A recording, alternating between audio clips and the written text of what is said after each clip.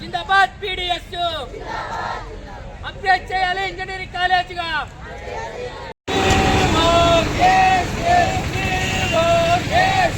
Update చేయాలి engineering కాలేజీగా.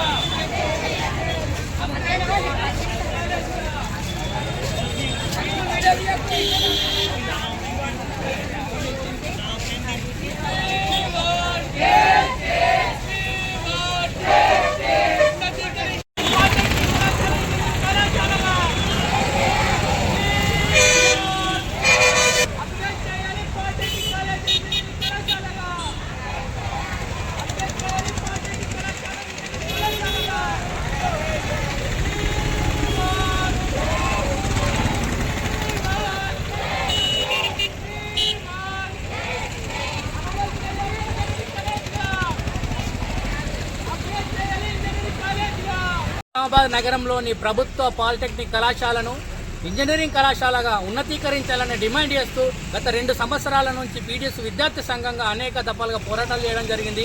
అదే పోరాటాల్లో భాగంగానే గత ప్రభుత్వమైన ఇప్పుడు వచ్చిన ప్రభుత్వమైన హామీ ఇవ్వడం జరిగింది.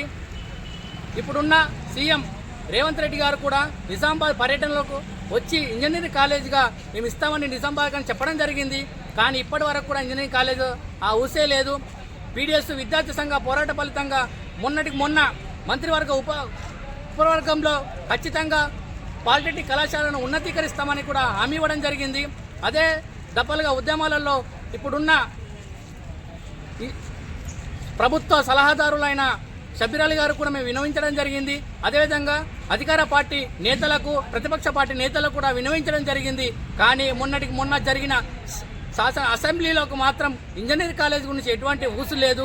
వెంటనే నిజామాబాద్ జిల్లాకు సంబంధించిన ఎమ్మెల్యేలు అధికార పక్షం కావచ్చు ప్రతిపక్షం కావచ్చు ఏ ఎమ్మెల్యేలైనా అదేవిధంగా ఎమ్మెల్సీలైనా ఖచ్చితంగా ప్రభుత్వ పాలిటెక్నిక్ కళాశాలను ఖచ్చితంగా ఉన్నతీకరించాల్సిందిగా పీడీఎస్గా డిమాండ్ చేస్తూ ఉన్నాం. ఇది నిజామాబాద్ జిల్లా ప్రజల విద్యార్థుల కోరిక.